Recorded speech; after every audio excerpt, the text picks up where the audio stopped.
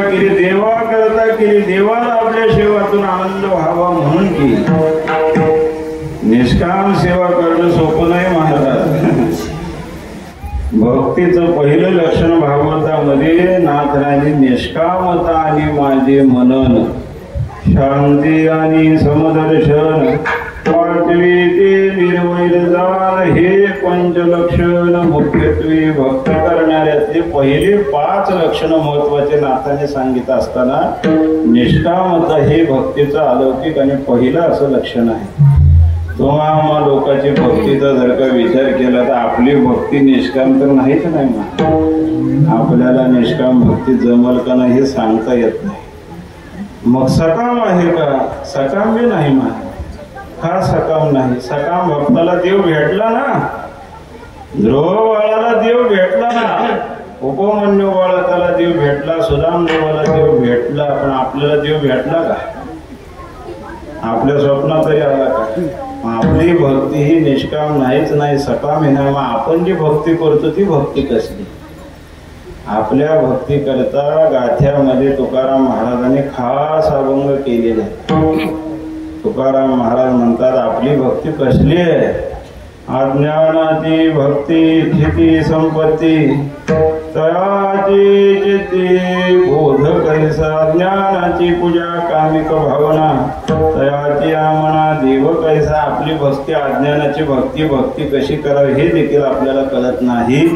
आणि अशा असणारी आपली भक्ती आहे। साधू संतांनी जी भक्ती केली ती निष्काम रीतीची भक्ती आहे। देवा करता देवाची भक्ती केली, देवाची चाडी आळवावे देवा, होस देह भावा पाडून या न्यायानुसार संतांनी भक्तांनी देवाची भक्ती केली। प्रकार असा घडला, देवाने भक्ती स्वीकारायची, भक्तांनी भक्ती द्यायची। व्यवहाराचा सिद्धांत जर का पाहिला तर जो घेणारा असतो तो ऋणी असतो, देणारा असतो तो धनी असतो।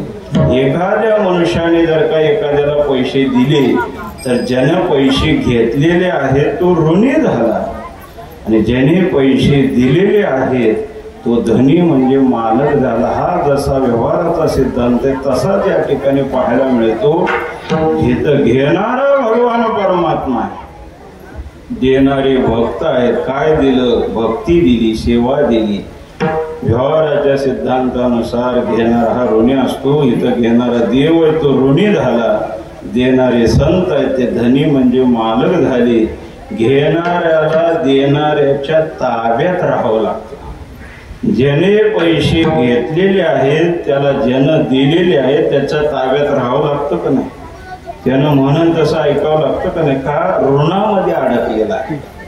तसं इथं देवाने सेवा घेतलेली आहे, भक्ताने ती दिलेली आहे, देव भक्ताच्या ऋणात अडकलेला आहे, म्हणून देवाला भक्ताच्या ताब्यात राहावं लागतं।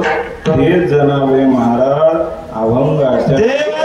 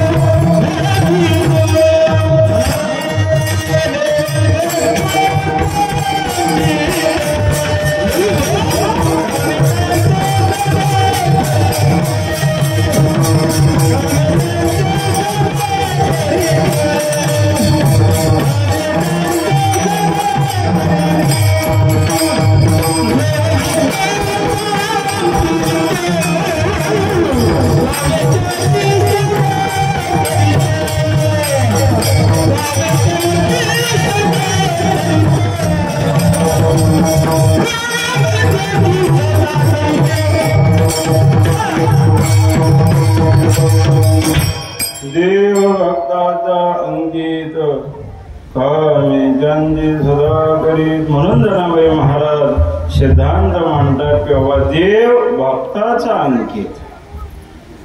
अंकित या शब्दाचा अर्थ आहे ताब्यात राहणं. देव भक्ताच्या ताब्यात, मुलगा बापाच्या ताब्यात, शिष्य गुरुच्या ताब्यात, नोकर मालकाच्या ताब्यात, नवरा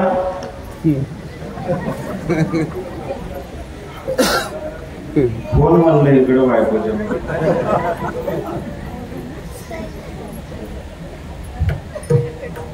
महाभारत तसे बघायला मिळतात महाराज.